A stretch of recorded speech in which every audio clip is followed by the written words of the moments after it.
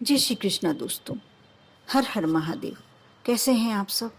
स्वस्थ और सुरक्षित होंगे। दोस्तों, आज मैं जो जानकारी आपको देने जा रही हूँ बहुत ही महत्वपूर्ण है आप लोगों के लिए। आप अवश्य इस वीडियो को शुरू से अंत तक देखें और अच्छा लगे तो लाइक करें।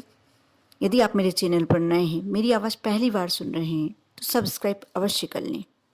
साथ ही ऐसा जो अभी परेशान चल रहा है उस व्यक्ति को अवश्य, आपका यदि रिश्तेदार है, दोस्त है, तो अवश्य शेयर करें, क्योंकि जो इसमें जानकारी दी गई है वह सभी को जानना बहुत ही जरूरी होता है।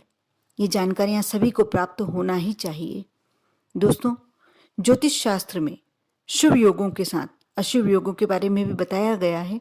जिस प्रकार कुंडली में मौजूद शुभ योग जो होते हैं मनुष्य के जीवन में खुशियां भरने का कार्य करते हैं, सफलता प्रदान करते हैं, वहीं अशुभ जो अशुभ ग्रह होते हैं वह दुख लाते हैं, कष्ट लाते हैं, बाधा, परेशानी, असफलता ये सभी प्रदान करते हैं, उसमें अहम भूमिका निभाते हैं। इसलिए इन अशुभ योगों को लेकर सावधान रहना चाहिए। कुंडली में यदि कोई अशुभ योग है तो उसकी शांति और निवारण अवश्य करना चाहिए। अब मैं आपको बता दूं कि ऐसा कौन से अशुभ योग की मैं बात कर रही हूं जो ज्योतिषी शास्त्र में बताए गए हैं।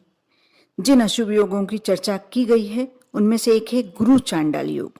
बहुत सारे लोग शायद नाम सुने होंगे, लेकिन यह बहुत ही अशुभ योग होता है। इस योग को अत्यंत अशुभ माना गया है। जिस व्यक्ति की कुंडली में गुरु चांडाल योग पाया जाता है उसे जीवन में छोटी छोटी चीजों के लिए भी बहुत ज्यादा संघर्ष करना पड़ता है। समस्याएं आने पर आसानी से नहीं जाती। मानसिक तनाव, भ्रम की स्थिति सदैव बनी रहती है। व्यक्ति को एक अज्ञात डर हमेशा बना रहता है, जिस कारण वह अपनी प्रतिभा का पूर्ण लाभ नहीं उठा पाता। गरीबी, दरिद्रता, बेचारी, लाचारी, अपमान, ये सारे चीजें उसके पास घूमती रहती हैं। गुरु चांडाल योग जिसके ऊपर आता है उसकी शिक्षा, उसकी जॉब, बिजनेस, शादी विवाह सभी में उसके बाधाएं ही बाधाएं रहती हैं। यदि कार्य होता है होते होते और आखिरी अंत समय में वह फेल हो जाता है, असफलता मिलने लगती है। इसलिए अशुभ योग का उपाय बहुत ही जरूरी हो जाता है। ज्योतिष शास्त्र में गुरु चांडाल योग से बचाव के बहुत सारे उपाय बताए भी गए हैं। इन उपायों को अपनाकर यदि इस अशुभ योग का आप सामना कर रहे हैं तो इन अशुभ योगों से बचा जा सकता है। दोस्तों, बहुत ही सिंपल, बहुत ही सरल उपाय हैं। जब आप पर गुरु चांडाल योग के प्रभाव चल रहा हो, आप कैसे समझेंगे? आपका सबसे पहला प्रश्न ये होगा कि हमें कैसे समझ में आएगा कि गुरु चांडाल योग हम पर चल रहा है।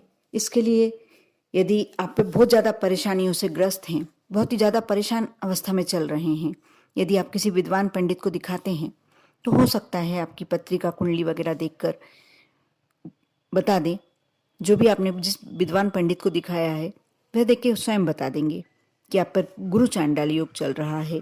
यदि नहीं तो यदि आपके ऊपर कुछ अचानक से ऐसी घटनाएं होने लगे आपके साथ, आपका कोई भी कार्य सिद्ध नहीं हो पा रहा, अचानक लाभ होते होते हानि पर आप आ गए हैं, आपकी नौकरी नहीं लग पा रही, बच्चों की जॉब नहीं लग पा रही, या पढ़ाई में बच्चे अच्छे थे लेकिन कुछ कारण से वीक होते जा रहे हैं, सफलता नहीं मिल रही, यानी हर तरफ से आपको ऐसा लग रहा है कि मुझे हार ही हार मिल रही है, तो आप समझ सकते हैं कि आप पे हो सकता है गुरु चांडाल योग चल रहा हो। इस समय आप यदि अपने से बड़ों गुरुजनों का आशीर्वाद प्राप्त करें, उनका सम्मान करें, उनका आदर करें, समय समय पर उन्हें कोई ऐसी गिफ्ट जो उनके लायक हो, कभी आप वस्त्र दान कर दें, कभी आप कुछ घर में खाने पीने की वस्तु जो देना चाहिए, जो देकर लेकर अच्छा लगे उन्हें, कोई दक्षिणा, इस तरह से आप जिस तरह से भी आप उनका सम्मान करना चाहते हैं या उनको कुछ वस्तु प्रदान करना चाहते हैं, आपको अवश्य करना चाहिए। इसके साथ ही आप अपने घर में भी जो आपसे बड़े हैं उनका सम्मान करें।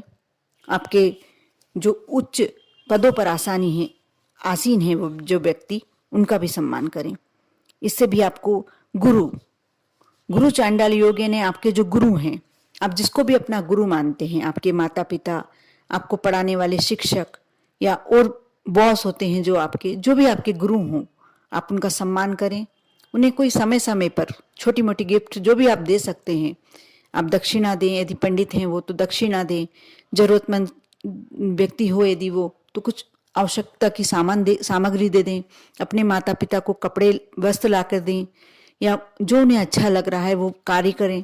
ऐसा जो भी आप कार्य करते हैं, यदि गुरु का आपको आशीर्वाद प्राप्त हो जाता है, जिसे आप गुरु मान सकते हैं, और उनका यदि आपको आशीर्वाद प्राप्त होता है, कुछ हद तक तो वहीं पर ये समस्या समाप्त होने लगेगी। लेकिन साथ ही थोड़े से और कार्य कर सकते हैं आप। गुरुवार के दिन आप भगवान विष्णु जी की पूजन करें। पीले वस्त्र, पीले फल, पीली मिठाई जो भी आप चढ़ा सकते हैं, जो भी उनको समर्पित कर सकते हैं, भगवान विष्णु जी की पूजन में समर्पित करें। विष्णु जी पे तुलसा समर्पित करें।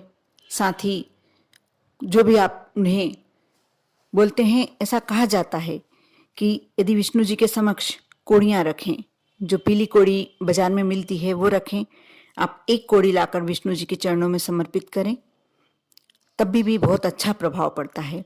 आप घर में कपूर जलाएं, उससे भी विष्णु जी बहुत प्रसन्न होते हैं, माँ लक्ष्मी बहुत प्रसन्न होती हैं।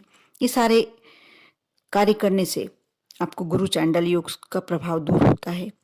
आपको साथ ही राहु के मंत्रों का जाप भी करना चाहिए। वह मंत्र मैं बताने जा रही हूँ।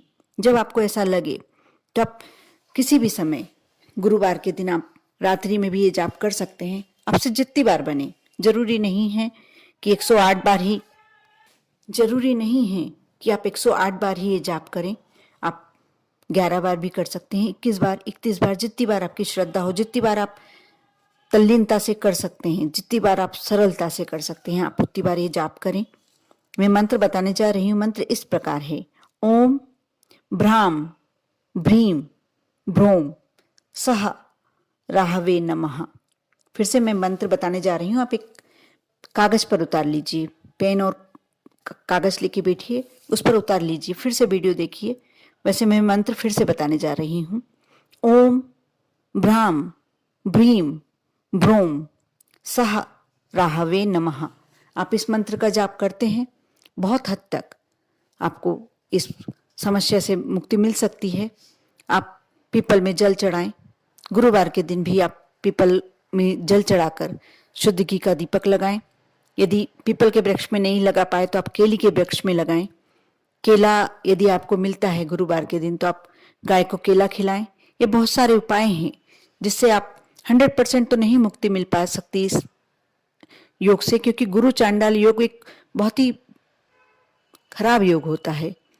इससे एकदम 100% मुक्ति मिलना संभव नहीं होता, लेकिन बहुत हद तक आपको परेशानियों से छुटकारा मिल जाएगा। जो समस्याएं आपके जीवन में आ रही हैं बहुत हद तक कम हो जाएंगी। आप करें, कर देखें। आप जब भी खाली बैठे हों, ओम नमो भगवते वासुदेवाय का जाप करें।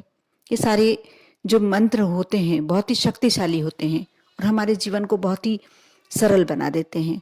जब हम ये मंत्र करते हैं, उन मंत्रों का हम एक जगह बैठकर और एक ही समय पर जाप करते हैं, भगवान हमारे साथ समक्ष उपस्थित हो जाते हैं। हमारे सारे कष्ट और जो परेशानियों में हम घिरे हुए होते हैं, भगवान कुछ हद तक कम करते चले जाते हैं और एक समय ऐसा आता है कि सारी परेशानियों से आप मुक्त हो सकते हैं। इसलिए कहा जाता है जब आप परेशानी में ना भी हो और यदि प्रभु का नाम, कोई भी भगवान का नाम आप जाप करते हैं तो आपके आसपास एक शक्तिशाली आवरण बन जाता है और कोई भी समस्या आपको छू भी नहीं सकती। आप भी करें, भगवान का नाम अवश्य लें। दिन भर में जब भी आप लगे आपको कि मैं भगवान को याद करना चाहिए, आपको याद करें। आप पर और आपके पूरे परिवार पर भोलेनाथ की कृपा हमेशा बनी रहे। ओम नमः शिवाय।